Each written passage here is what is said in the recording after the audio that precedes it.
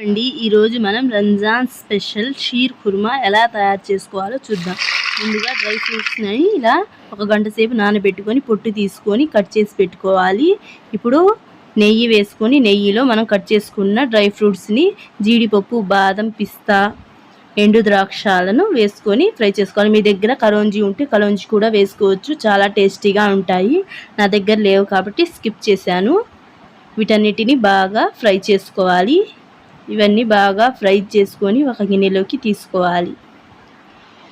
చూశారు కదా ఫ్రెండ్స్, లైట్గా గోల్డెన్ బ్రౌన్ కలర్లోకి మారాయి. ఇప్పుడు ఒక గిన్నెలోకి తీసుకొని ఇప్పుడు ఇదే నెయ్యిలోకి సన్న సేమియాలండి, ఇవి షీర్ కుర్మాకి ఇవే వాడతారు.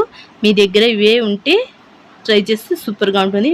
నార్మల్ సేమియాతో కూడా చేసుకోవచ్చు. వీటిని నెయ్యిలో బాగా ఫ్రై చేసుకోవాలి. మనం డైరెక్ట్గా ఇలాగైనా వాడుకోవచ్చు, కానీ నెయ్యిలో ఫ్రై చేసుకొని తీసుకుంటే ఆ ఫ్లేవర్ మంచి టేస్ట్ని ఇస్తుంది ఈ షీర్ కుర్మాకి. కాబట్టి ఫ్రై చేసుకొని వేసుకుంటే మంచి టేస్ట్ వస్తుంది షీర్ కుర్మాకి.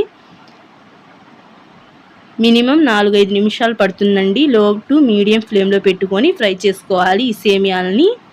ఇప్పుడు వీటిని కూడా పక్కన పెట్టేసి ఒక గిన్నెలోకి నేనైతే 2 లీటర్ల పాలు తీసుకొని వేడి చేస్తున్నాను. వీటిని బాగా మరిగే వరకు 2 లీటర్ల పాలు 1.5 లీటర్ పాలు అయ్యే వరకు మరిగించాను.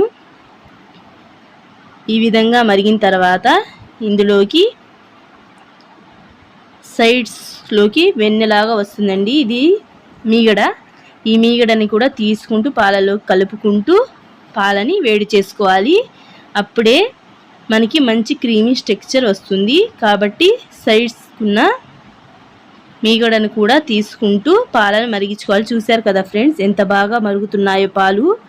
గరిటెతో కలుపుతూ మరిగించుకోవాలి, లేకపోతే అడుగంటిపోతుంది మరిగేటప్పుడు.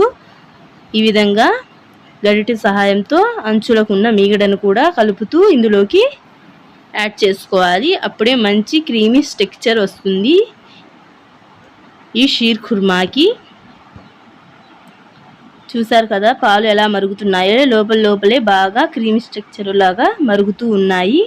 ఇప్పుడు ఇదే టైంలో మనం ఫ్రై చేసుకున్న సేమియాలను ఇందులో వేసుకోవాలి. వేసుకొని వీటిని కూడా కలపాలి అన్నిటినీ, లేకపోతే కలపపోతే ముద్దలాగా అయిపోతాయి. ఇప్పుడు కలిపిన తర్వాత ఇందులోకి కొంచెం యాలకుల పొడి వేయాలి, ఇలాచీ పౌడర్ వేసి ఇందులోకి మనం కండెన్సర్ మిల్క్, నేనైతే home made condenser milk add చేశాను. అందులో ఆ స్వీటే సరిపోతుంది.